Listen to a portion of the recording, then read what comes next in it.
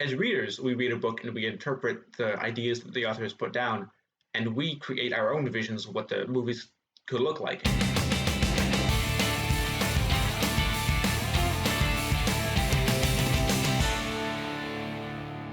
Greetings, Internet. Welcome to the very first episode of Off Book Season 4. We took a little bit of time off after the last season, but we are back with a slate full of, well, what I hope are going to be good episodes. Things are a little different than they were before the break. We have fancy graphics now, but the episode itself will be the same thing you've come to tolerate. Anyway, without further ado, it's time to sit down and put in those earbuds so as not to disturb the neighbors, because this is indeed Off Book, a show about Broadway, movies, TV shows, and so many other nerdy things. I'm Marc Stoufer III, and I'm so excited to welcome the newest member of the team, my co-host for this season, Hailey Briggs. Hailey, thanks so much for being a part of this with me. Of course, I'm super excited. We're kicking everything off with an episode about movies based on books. Some are good, some are not, and we're here to figure out what makes those categories different.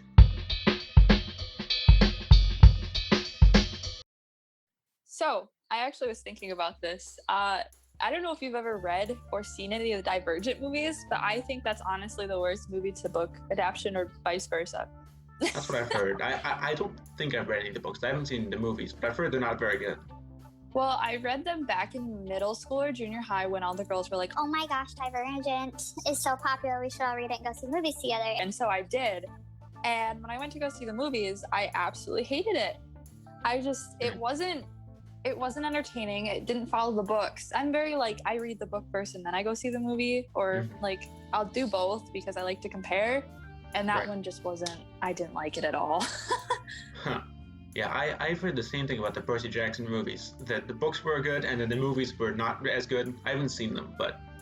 I've seen a couple of them because I think there's a few Percy Jackson movies. I've read the first book. So I guess I can't really comment on that one either because I haven't done the whole entire thing. But I've heard the same thing. I've heard compared to because there's a Broadway show, right? Yes, there's a musical, which is very good. I've heard that compared to all that, the three just don't mix together. Yeah. I think it's interesting that there are movies like Divergent or the Percy Jackson movies because they're so universally panned. But then you have movies like Harry Potter, which most people agree aren't as good as the books, but are pretty good adaptations and do a pretty good job in following the source material, even pulling lines of dialogue directly from the books and changing things when it's necessary, but not changing everything. Exactly. It's so different because sometimes they'll have the writer work on the movies with the directors. For Harry Potter, they had J.K. Rowling working on the movies, making sure that everything was how she wanted it to be, whether she wanted something left out or not. And I can't recall if Percy Jackson or Divergent did that. So I feel if you want to do a book to movie adaptation, you have to work with the author. Otherwise, it just doesn't really work. Right. And I think that J.K. Rowling was kind of famous for having kind of ridiculous standards on what she needed from the movies. She needed all the cast to be British. She needed this to happen. She had all this control over it. But I think that when you watch the movies, it works. And the author of the Percy Jackson books has stated publicly that he is not happy with the movies because there were scenes that he wrote specifically for the screen and he knew that it was going to work really well, and then they cut those scenes and he's like, why would you do that? First off, imagine knowing your books are going to go to a movie screen. That's insane. But yeah, no, J.K. Rowling was so particular about what she wanted in everything. I was reading all these articles when I first started getting back into Harry Potter about the movies and everything. And she was so hands-on. I think she honestly annoyed some people. I'm sure. But that's another thing. Harry Potter, I'm a big fan of Harry Potter. I'm Harry Potter everything. Same.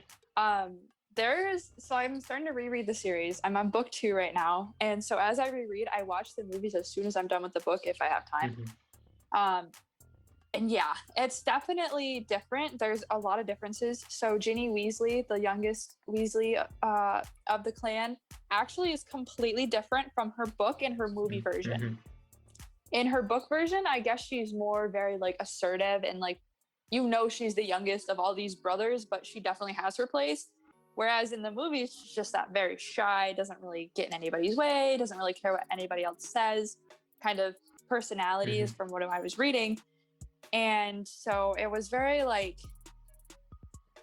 I don't know, the character, I'm surprised that Rowling even let that happen because it's so contrastingly different from the book. Yeah. And I think that's an interesting point, is that I don't think that movie adaptations need to be, exactly the same as in the book. I think that the best ones do change things because it's just going to be fundamentally different between words on a page and images on a screen. But I think that the people that are making these films, whether they're working with the original authors or not, need to understand the source material and need to be making these changes consciously and not just... we wanted this to happen. We wanted to add this love, something like, because why not?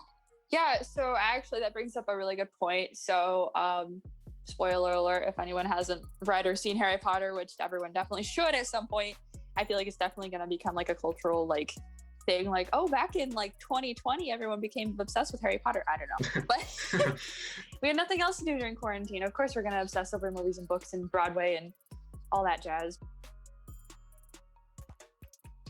Draco Malfoy, the only child of the Malfoy clan, Slytherin, bully, very mean. Towards the end, it's the last movie in the last book.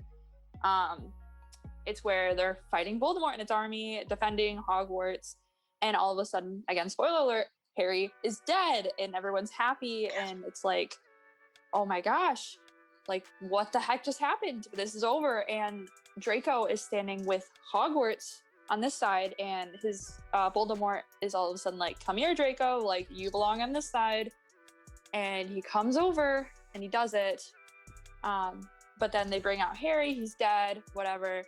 All of a sudden, Harry's not dead. Draco runs back over to the side of Hogwarts, tosses Harry his wand, and continues to run away. That was not included in the movie. Mm-hmm. It made me mad. They filmed it. There's literally film of it. If you look on YouTube, they didn't do that. And that's what makes me mad, because he could have had a redemption arc. And I don't know if he had one in the book. I seriously doubt it, because I heard he's even worse in the books than he is in the movies. But that was just something that I was like, why didn't they leave that in? Yeah. There's certain things that they changed and then they don't leave it in. Mm-hmm. It's I think that's an interesting point, though, is that I don't really think there is a perfect movie adaptation. And I think that, honestly, because they're bringing in a new set of people to work on the film, no matter how closely they work with the author, no matter how perfect their ideas combine with the original author, I don't think you can have a creative team make a movie that has the exact same creative vision as the author, unless that original author makes it, because it's two different minds, and so no matter how much in harmony you are in the process, it's going to end up being different. right. And it's like, you should change some things, especially if it's years between the books and the movies.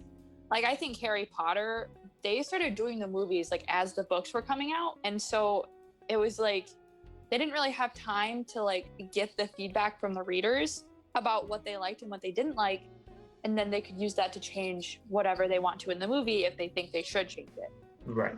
But also that could make more people mad, so I guess it's a very weighted scale. So which way do you want to tip more towards the readers or the moviegoers? Yeah, I also think that there's kind of adaptation that we haven't talked about much yet, but it's the kind of movies that are based on the books but don't really take that source material as a script. They take it more of as inspiration. The movie The Wizard of Oz is very different than the book. I've read the book, yes. And it's not just that the slippers are a different color. They cut scenes, they added scenes, they changed a whole bunch of it, and clearly since it's a book, the whole change from sepia tone to color when Dorothy gets to Oz wasn't a thing. So they added that entirely for the movie, and I think that's, at least in my opinion, that's a pretty good example of taking a book and changing a lot of things, but doing it in a way that makes it feel true to the original material, so it feels like it could have existed, and not something that you shoved in there because you wanted to get an award or a certain kind of audience for your film. I actually haven't read the Wizard of Oz book, but I've heard that it's definitely a very pointed argument for books versus movies, because it's one of the first books to movies. Honestly, it's not a series, it's literally just a one and done deal. Mm-hmm. And there actually was a sequel to The Wizard of Oz, but it was made by an entirely different company, and most people agree it's just terrible. I'm pretty sure it's called Return to Oz, and it is a straight-up horror movie where people are just dying, and it's traumatizing. It's not I don't think it's rated R or anything, but it's a very different movie, and it's because it was a different set of people that made it, and I think that shows just like we were saying earlier, it's a different mind that's making that film. And so as readers, we read a book and we interpret the ideas that the author has put down, and we create our own visions of what the movies could look like. And they often look different than that. And I think that shows how important it is to pick the right filmmaker, because the same story can have two completely different tones with different people working on it. Right. And it's, yeah. I forgot another one that they did, To Kill a Mockingbird. Oh, right. Yes. I have like a special edition book from Barnes & Noble. I'm a huge reader. And so I've read it and I've seen the movie. They show you the movie in like 9th grade English, I think. And so I think it's really similar, actually. I think they followed it almost exactly. Yeah. I don't remember any big flaws at all. And I thought it's one of my favorite books, actually. We did it as a play my junior year, and I didn't get casted for some reason. Oh, sad. Sad tears.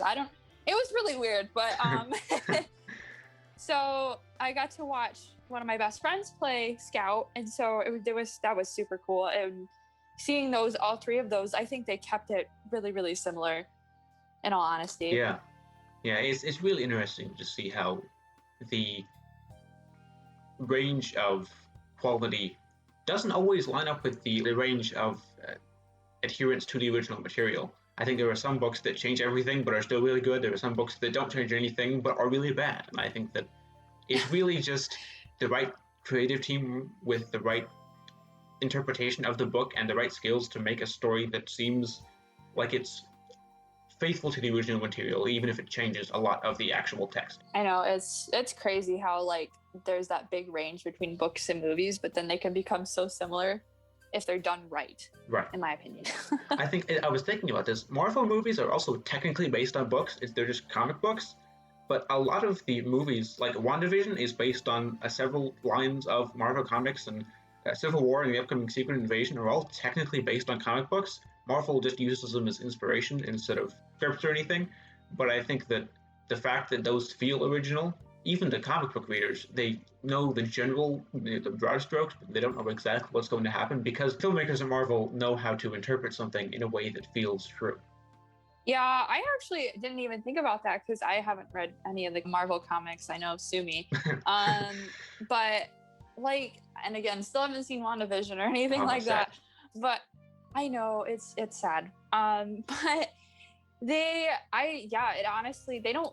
I know that they don't follow it exactly. They even change some of the characters. So like, for example, Hawkeye is actually supposed to be deaf. Mm-hmm. And so that became a huge issue when they casted Hawkeye for one of the Avenger movies, and they did Jeremy Renner, who actually is an amazing actor in my opinion. I've seen him in other things. Yeah. He's supposed to be deaf. And so everyone was like, well, where's our deaf representation? And I definitely agree that why didn't they follow the comics on that one? Because if Marvel's all about representation, that was one category they left out. Mm-hmm. Yeah.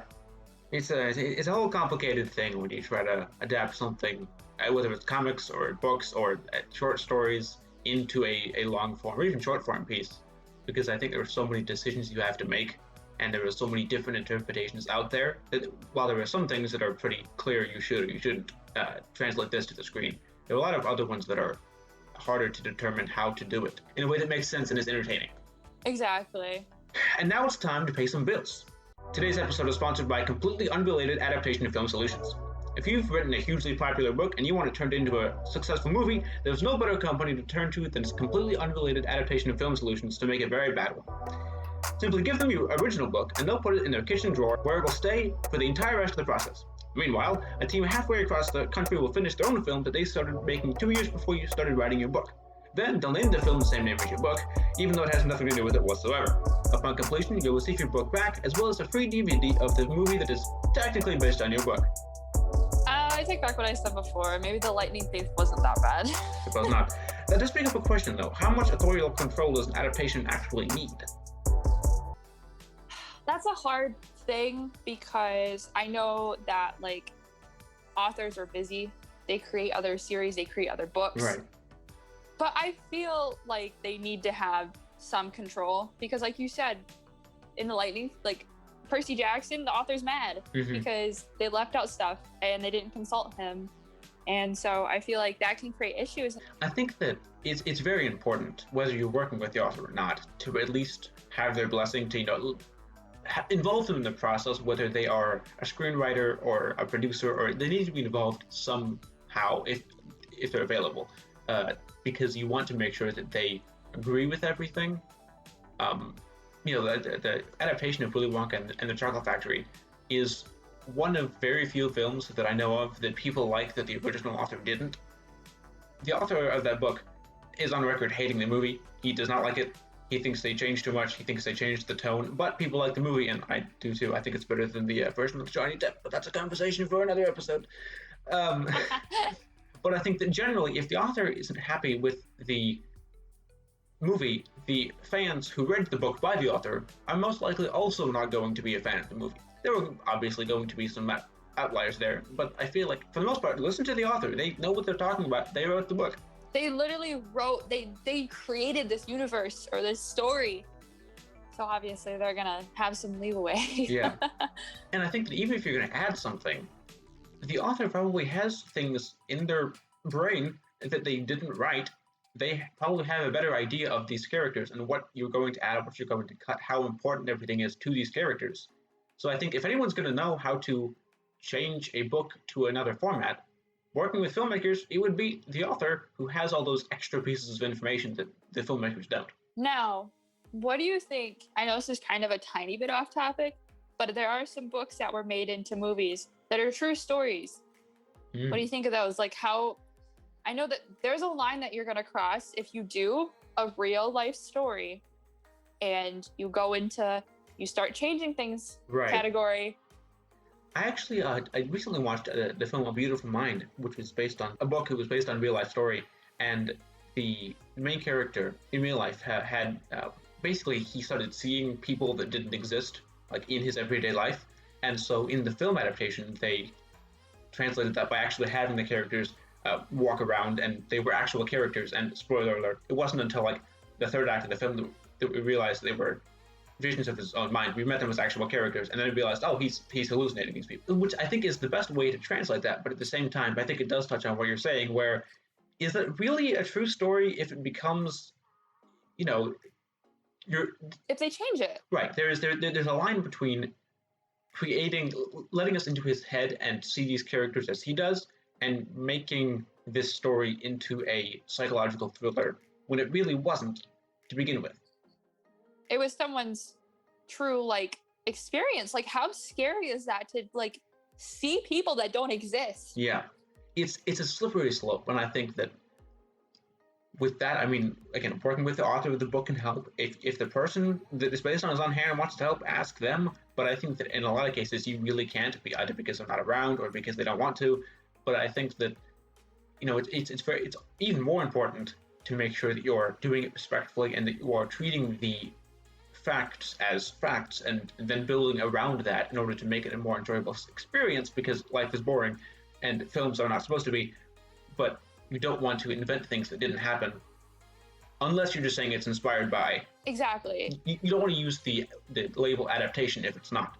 I used to work at a movie theater, and I remember when I wasn't working there when this movie came out, but I remember when they brought it back, I think, Hidden Figures. Mm-hmm. And it's a book, but it's also a movie. They made it into a movie. And it's on the true story of mathematicians and literal computers, Katherine Johnson, Dorothy Vaughan, and Mary Jackson. They worked on the U.S. space program. Now, I absolutely loved this movie, and I read the book afterwards. And they did such a good job they exaggerated a couple little things, I think, from what I remember, but they did a very good job of adapting that from the book and the true life and the real life stories of these people and putting it into a movie. Because it's a very sensitive topic. It's on the struggle of Black women in trying to be seen as the same smarts as other people in this US program for space. You're literally sending people to space. You have to be smart. Right. And they're and people don't see them as smart, but they are actually very, very smart. So it's definitely, it could be done right. But if it's based on real life people, you have to get it right. Right. Yeah. I think that there are a lot of ways you can mess up an adaptation.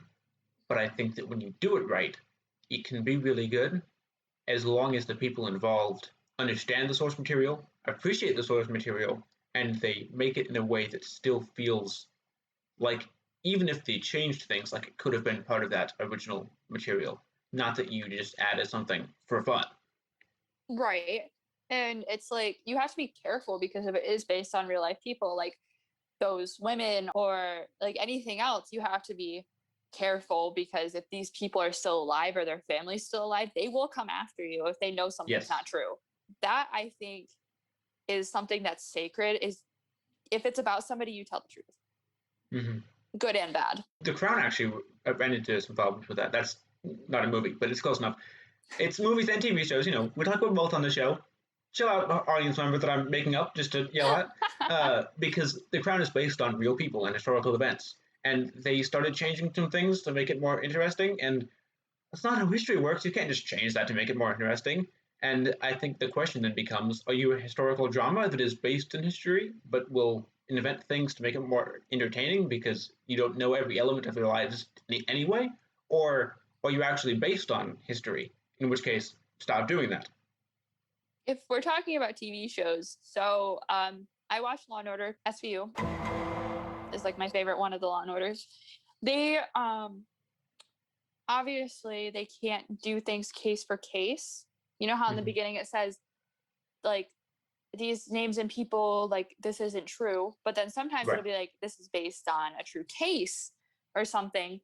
If it's in the fact that I think it's okay to change a couple things because obviously this is a TV show, you can't, it's fictional, you can't largely go on, like you can't go word for word and thing for thing by the case, right? Because there's legality issues. Exactly. So that's why it says it's like sort of based, like there's some true things in this episode or whatever else. Mm-hmm.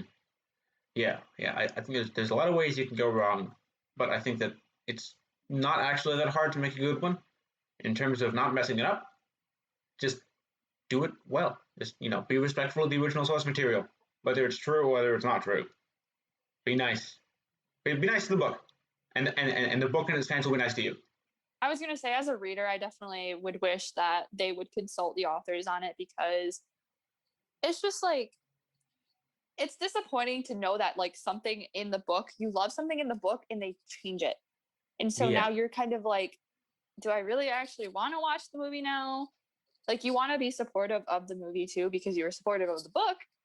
But if it gets to the point where you don't want to watch it because they change so much, they just need to respect the book and the authors who wrote, they took their time. I'm not saying that like books take more like willpower than movies do.